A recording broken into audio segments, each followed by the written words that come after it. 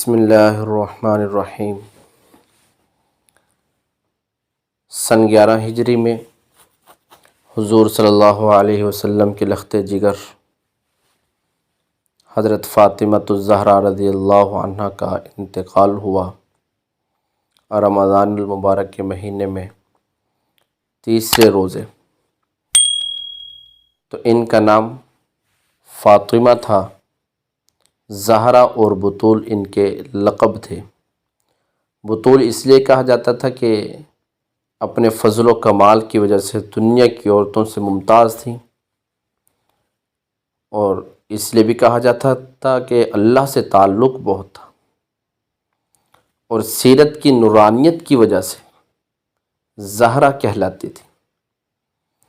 کم عمری کے باوجود نہایت باادب اور دلیر تھی، حضور صلی اللہ علیہ وسلم کا بہت خیال رکھتی تھی۔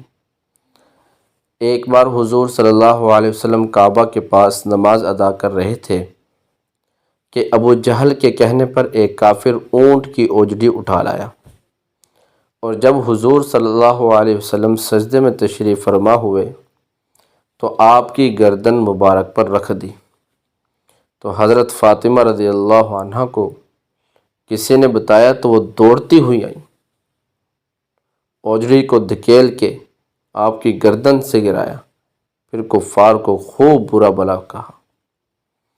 ہجرت مدینہ کے بعد حضرت علی رضی اللہ عنہ کی طرف سے پیغام نکاح آیا تو حضور صلی اللہ علیہ وسلم خوش ہوئے، مگر ایسے موقع پر بیٹی سے بھی رائے لینا بہت اہم سمجھا۔ ان سے کہا، علی تمہارا ذکر کر رہے تھے۔ حضرت فاطمہ رضی اللہ عنہ خاموش ہو گئی، تو فقہا نے اس مسئلے سے استنباط کیا ہے کہ کنواری لڑکی کی خاموشی رضا سمجھی جائے گی، اس کی رضامندی سمجھی جائے گی۔ اب حضور صلی اللہ علیہ وسلم کتنے بڑے انسان ہیں، تو وہ اپنی بیٹی کی شادی کرنے سے پہلے اپنی بیٹی سے پوچھ رہے ہیں کہ تم بھی راضی ہو یا نہیں ہو۔ تو یہ کوئی مردانگی نہیں ہوتی کہ ہم اپنی بیٹیوں سے پوچھے بغیر ان کے نکاح کر دیں، کہ ہم صرف لڑکے کی مال دولت کو دیکھیں، اس کے عہدے کو دیکھیں، اس کی ڈگری کو دیکھیں، اور بیٹی کو پسند ہو یا نہ ہو ہم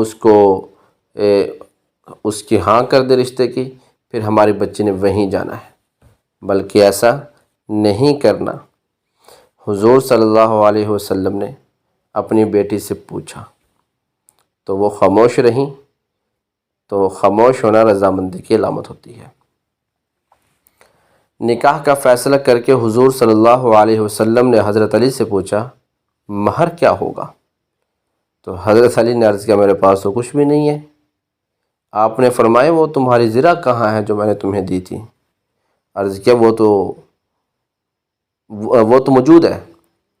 تو ارشاد ہوا کہ اسی کو مہر بنا لو۔ تو حضرت علی رضی اللہ عنہ کے پاس ایک اونٹ بھی تھا، وہ بھی فروخت کر دیا گیا۔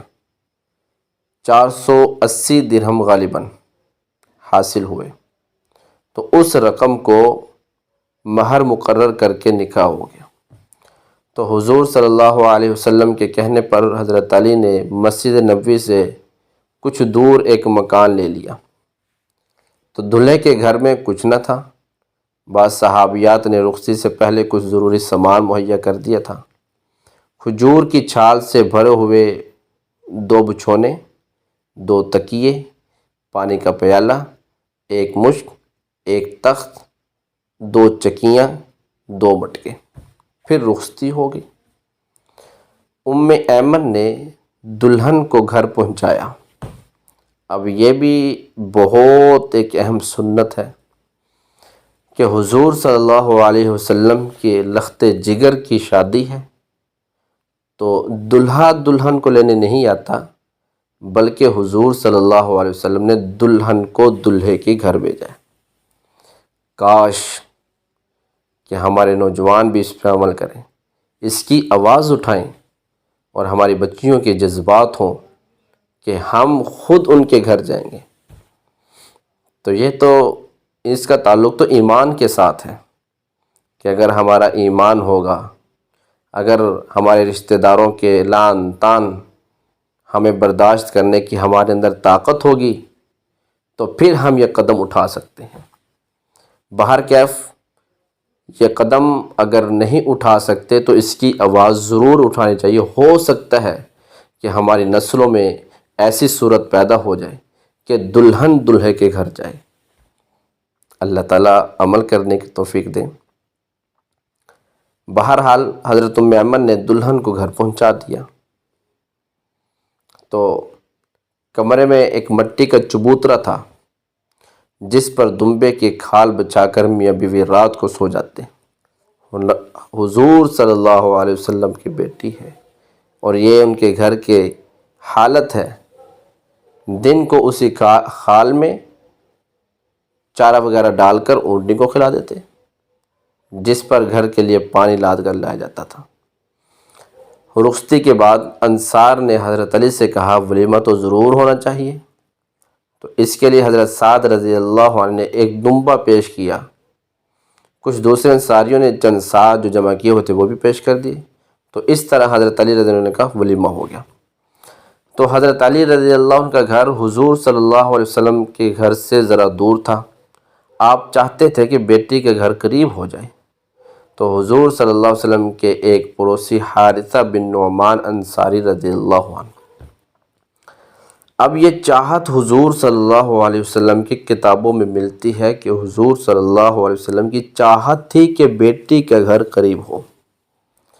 اب ہمارے ہاں یہ دیکھا جاتا ہے کہ ہم اپنی بچیوں کی شادی دور اس لیے کر دیتے ہیں کہ جی وہ لڑکی کی خالہ ادھر رہتی ہے تو رشتہ ادھر ہوا ہے، بچی اتنا دور جانے پہ راضی ہے یا نہیں ہے، ہم یہ نہیں دیکھتے۔ تو اس لیے میرے دوستوں، میرے عزیزوں، بچوں کی شادیاں اپنے قریب ہی کیا کرو تاکہ بچی کا اپنے گھر والوں کے ساتھ تعلق رہے۔ جی ہاں، حضور صلی اللہ علیہ وسلم نے کہ چاہت تھی کہ بیٹی کا گھر قریب ہو جائے، تو حضور صلی اللہ علیہ وسلم کے ایک پڑوسی حارثہ بن نعمان انصاری، وہ اس سے پہلے بھی آپ کے خاندان کے لیے بعض مکان خالی کر چکے تھے۔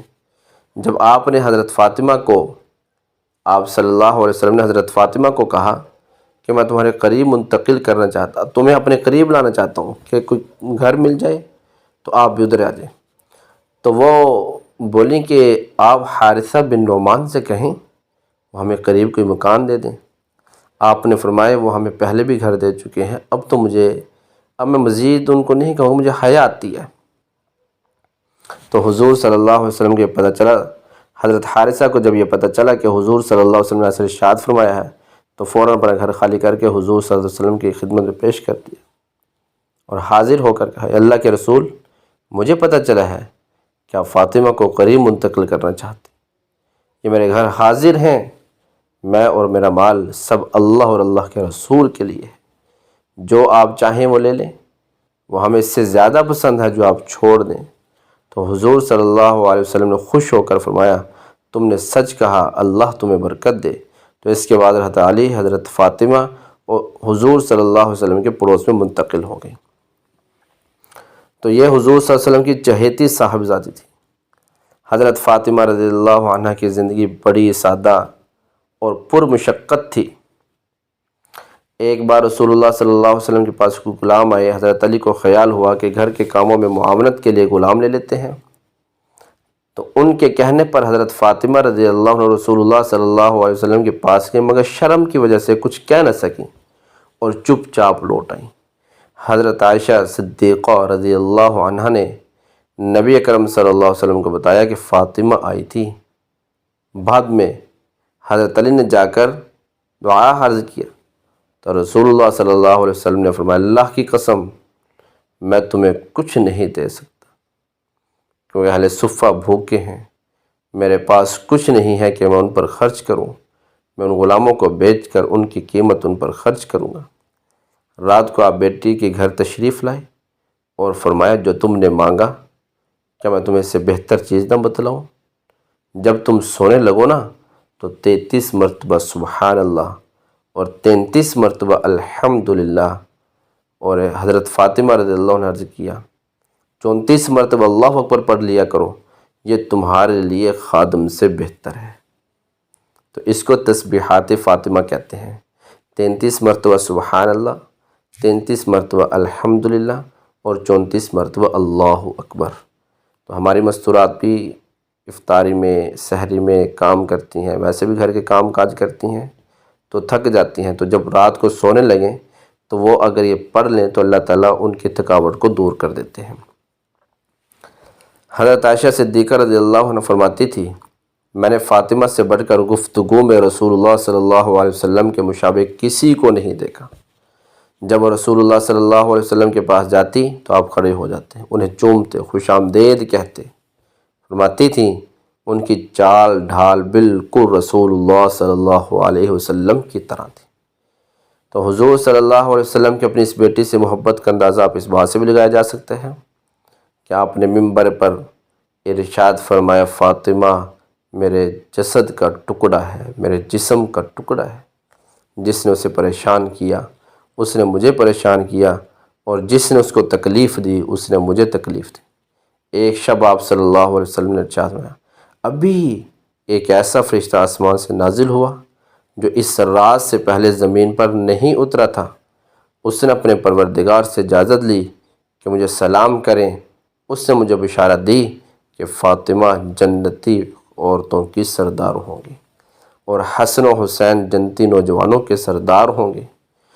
حضور صلی اللہ علیہ وسلم کی وفات پر آپ کا اتنا غم ہوا کہ آپ بیمار ہو گئے۔ اس کے بعد آپ کو کبھی ہنستے ہوئے نہیں دیکھا۔ 6 مہینے بعد ماہ رمضان میں سن 11 ہجری میں انتقال فرمایا، اور ان کی عمر زیادہ نہیں تھی، 28-29 سال کی عمر میں یہ انتقال کر گئیں۔ تو ایک قول کے مطابق حضرت ابوبکر صدیق نے، اور ایک قول کے مطابق حضرت علی رضی اللہ عنہ نے، اور ایک قول کے مطابق حضرت عباس رضی اللہ عنہ نماز جنازہ پڑھائی۔ رات کے وقت بقیع میں تدفین ہوئی۔ حضرت علی، حضرت عباس اور فضل بن عباس نے قبر میں اتارا۔ انا للہ و انا الیہ راجعون۔ اللہ تعالی ہم سب کو اہل بیت سے محبت کرنے کی اور ان کے نقش قدم پر زندگی گزارنے کی توفیق عطا فرمائے۔ السلام علیکم ورحمۃ اللہ وبرکاتہ۔